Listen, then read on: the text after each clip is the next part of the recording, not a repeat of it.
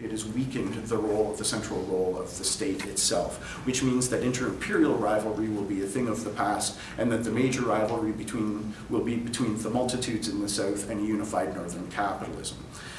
This is obviously it's not being borne out by the facts that we're seeing right now. We're actually seeing some very, very different kinds of expansion. The rise of China and India, for example, as new manufacturing powerhouses throughout the world are challenging this. And also the conflicts and the types of inter-imperial rivalry that we've been seeing subsequently in Iraq and in Syria and places like that render this one a little bit obsolete. There's another sort of variation as well, is sort of when you're looking at the theories of contemporary imperialism with the US. One is that the US is so thoroughly dominant geopolitically that all competition itself is muted. Everything has to go through the United States on some way, shape, or form because of the control that they have, both of the international institutions, but also because of the military dominance that they have. That is again belied by the development of other types of blocs that have been producing themselves around the world. The BRICS being one of them, Brazil, Russia, India, China,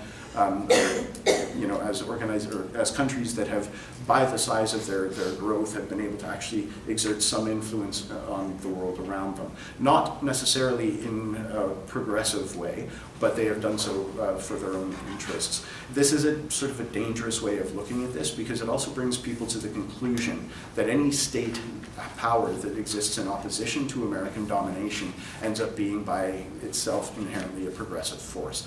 And this is something that is a problem. Again, when we're looking at the BRICS, what have they actually been able to do over the course of the last little while? They set up their own set of development banks, which was seen as a major hit to the Americans. But again, they're not doing so because they want to see some other kind of development. They just want the terms to be on their terms rather than on the terms that are already being set by the US and its allies.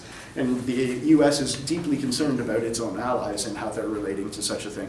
I don't know if this is a weird tangent and sidebar. Did people hear Barack Obama standing with David Cameron in London where he's talking about, and what he essentially said was, UK needs to stay in the European Union, and if you don't, we're not giving you any more trade agreements. That, I mean, bluntly put, that is exactly what they were saying, because ultimately they want the European Union to be able to actually maintain itself as an ally of the United States. But again, that particular notion that the US is the only dominant imperial power right now is incredibly dangerous.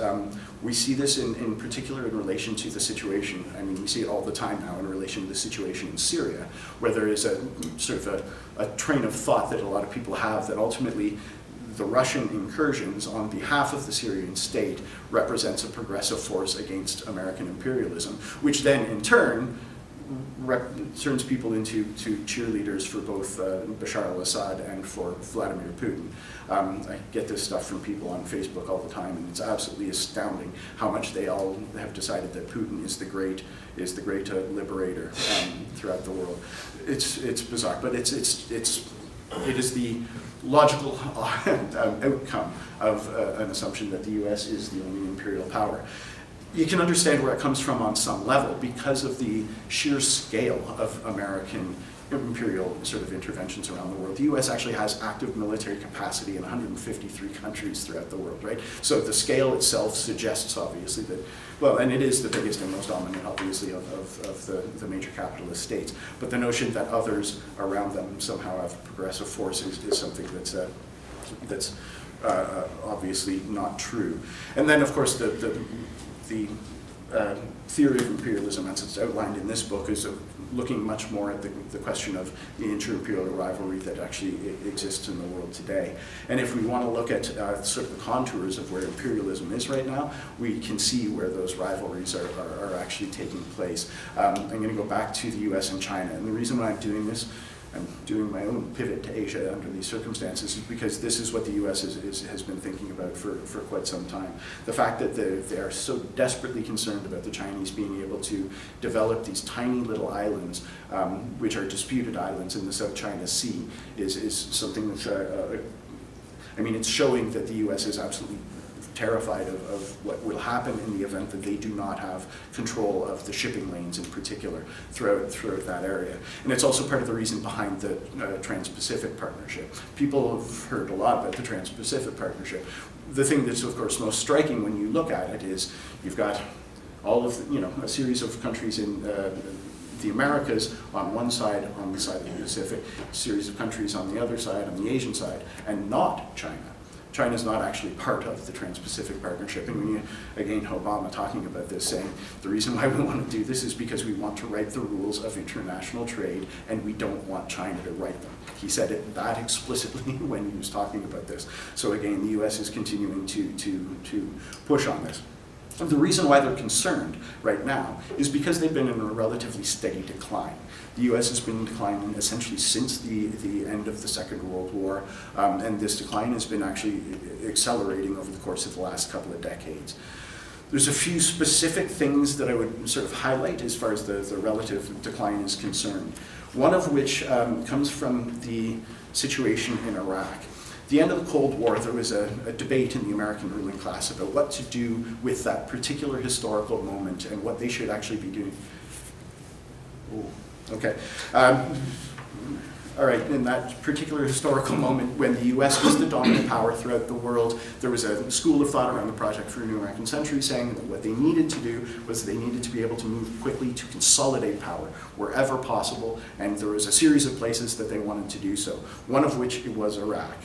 Of course, we've seen what happened in Iraq over the course of from the invasion in 2003 to the real rise of the resistance, which came around 2006, and ultimately to the collapse of American control in that particular country. This is an incredibly important event for us when we're looking at imperialism today. They got their asses handed to them in Iraq and are now in a situation where there's very little appetite within the United States for any kind of further military incursions, despite the fact that they're trying to build up the troops in Iraq right now to try to actually to bolster the Iraqi military and to be able to actually counter ISIS. But ultimately, they lost there. They've also lost in Afghanistan. They still have control of certain parts of the country, but they have not gained the kind of control that they were hoping for.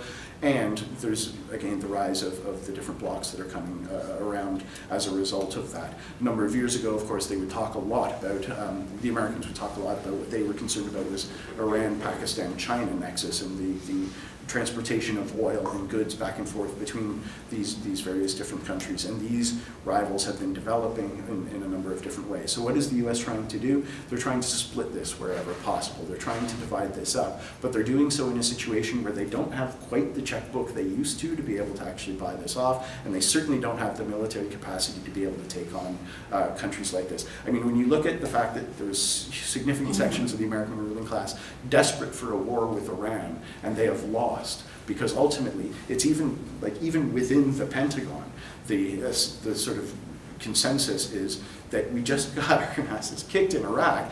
Going against a country like Iran right now with the kind of development and the kind of weaponry that it has would be, I mean, there's some people who think it's a double or nothing kind of option, but ultimately this has been taken off the table because it's simply not possible for them to be able to do so. So this is the situation that the US finds itself in. It is most strikingly seen right now, as far as the weakness is concerned, with the situation in Syria. The US wandered into the situation in Syria, stumbled into the situation after the rise of the revolutionary wave against the Bashar al-Assad government. Ultimately, they were trying to contain this, they were trying to control this on some level, and trying to use this as an opportunity to be able to get rid of the Assad government. The problem was they didn't really know how to do it. They did not want to work with the democratic forces who were on the ground in Syria because ultimately they would not be under the control of American imperialism. So they grabbed a hold of the worst of the sectarian forces that they could find, and that was who they began to support in that situation. And it wasn't just them. There's a number of other regional powers who have been doing so. Turkey, for example, is more concerned about the Kurdish question than they are about the rise of a country like ISIS, or of a caliphate or whatever they want to call it, like ISIS. And so ultimately they're working in that prospect as well. And so the US found themselves in a bit of a conundrum. They could not get troops on the ground in any kind of large quantity. However, the opposition, Russia, Hezbollah, Iran, and the Syrian government represented real fighting forces compared to what the US was able to actually mobilize, which is why right now we're seeing the beginnings of the US pullback in Syria in a number of different ways, and the ceasefire that, of course, has now been announced. The ceasefire itself has not actually stopped all of the killing, but it's stopped an awful lot of it. It has slowed things down, and it's ultimately, it's, for all of us, we would support anything that's going to slightly reduce the killing that would be going on there. But ultimately, this is because the US has no specific strategy to be able to deal with the Syrian situation. So ultimately, they want to be able to contain it and stop it now. So if they can make the deals with Russia, then hopefully they can actually stop it from getting even further and further out of their control, while simultaneously rearming and working with the Iraqi government to make sure that they can actually gain control in that particular region. And all of this, of course, is being done under the guise of the fight against ISIS.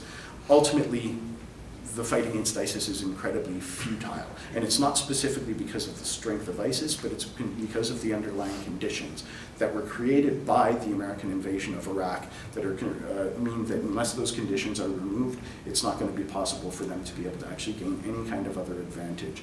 And so what they're trying to do is they're trying to play the other states off each other. The Iranian nuclear deal is a fascinating thing to take a look at when you see exactly what this is represented, both for the US and its relationship with the European Union.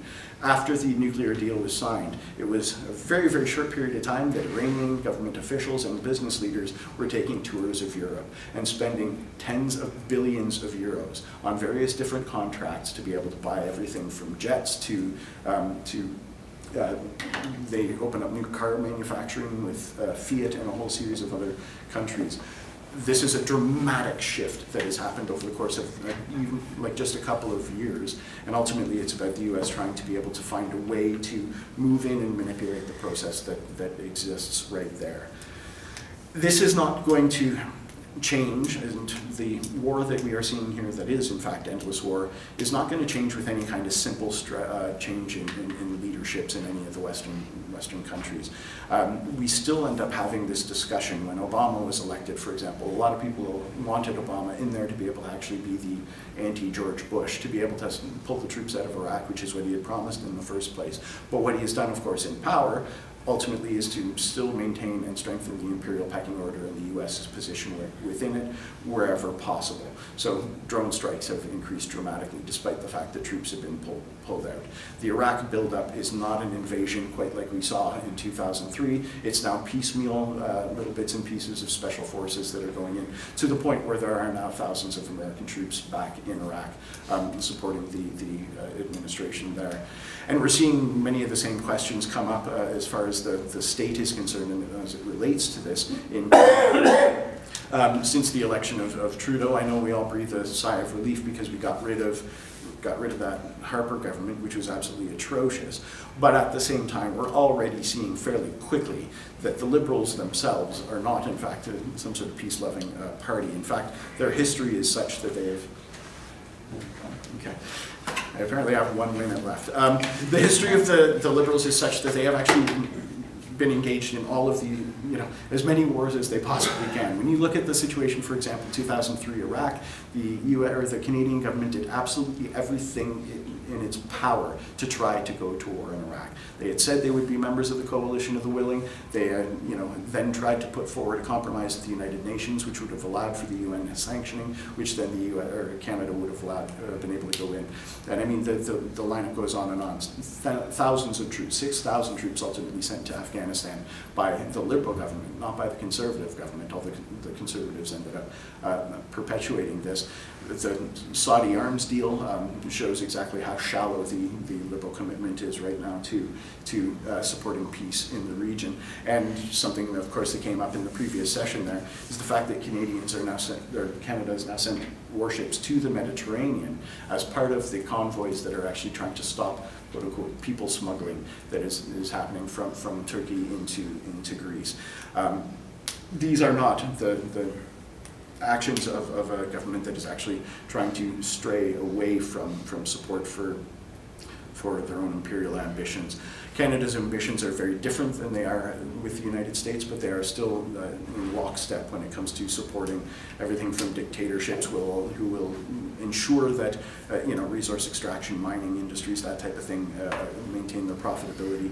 The U.S. Canada is right behind bomber number 3 as quickly as they possibly can be.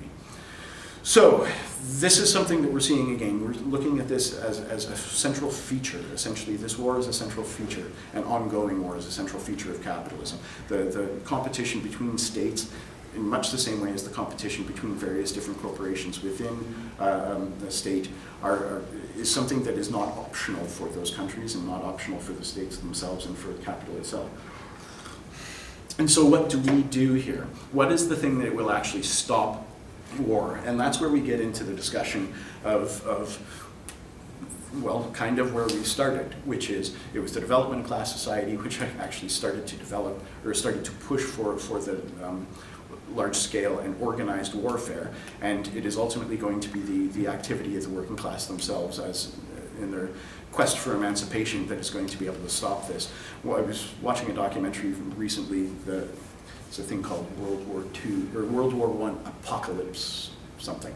But anyway, the fascinating thing is to look at the history of exactly what finished off the First World War. And I think that's something, if we want to talk about where there is some hope around this, it was in fact the revolts, and it was the revolts of the working class, and it was the revolts of the soldiers themselves who came out of the working class that ultimately was able to stop, was in fact the initial industrial wholesale slaughter that we saw in the war. 250,000 French troops mutinied. They refused to go to the front lines. Well, that's the point at which the French government was, well, actually calling for the Americans to come in and sort of help them out because they knew they could not field enough troops to actually be able to get this done. And of course, ultimately, in the biggest one was the Russian Revolution, 1917, when the soldiers themselves, after millions of them had been sent to their deaths by the Tsar, ultimately sided with the revolutionary activity of the working class and shut down any possibility of that war being able to move. And it continued everywhere. I mean, Germany, it was the same thing. They ran out of troops who were actually able to be sent to the front. There were mutinies across the board.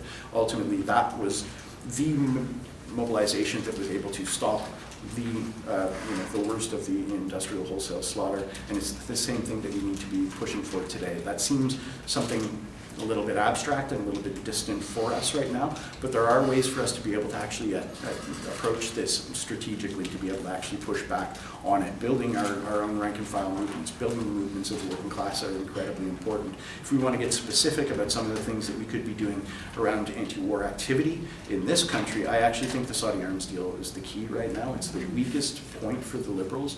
They cannot figure out exactly what to say about this. Stéphane Dion has given us absolute assurances that if the Saudis start shooting their own people with the weaponry, that he'll yell at them or something. I mean, people are saying, what do? Do you get it back then? Do you ask for it? Because it's just not going to happen. But what the point is it shows that weakness. And again, we got to remember that it was under previous Liberal governments that they supported the arms industries in a number of different ways. They were desperate to support the missile defense campaign that the US was putting forward for the same reason. Ultimately, it was to be able to actually to support the Conference of Defense Associations. And they were all very furious that Canada, the war industries in particular, were very furious that Canada did not go to war in Iraq in the first place. So I think that those are some of the things that we need to be looking at now. They're incredibly weak on that particular instance. And the other sort of one last element around what the Liberals represent at this point is that people's expectations for them to be different are incredibly high, which I think gives us an opening and gives us an opportunity to be able to actually push on this, because when those expectations stop meeting reality, that's when we've got an opportunity to be able to push back on them. And so, yeah, I'm already over time, so I'll just leave it at that.